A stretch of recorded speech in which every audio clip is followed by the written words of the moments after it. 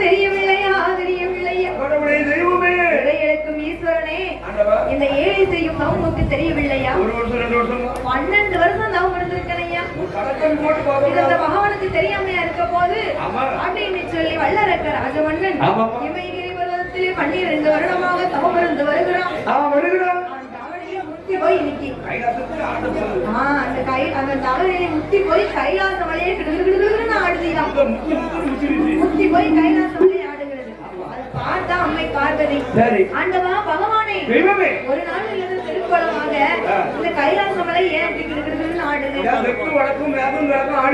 அப்படின்னு சொல்லி பார்வதி அம்மா கேட்கிறா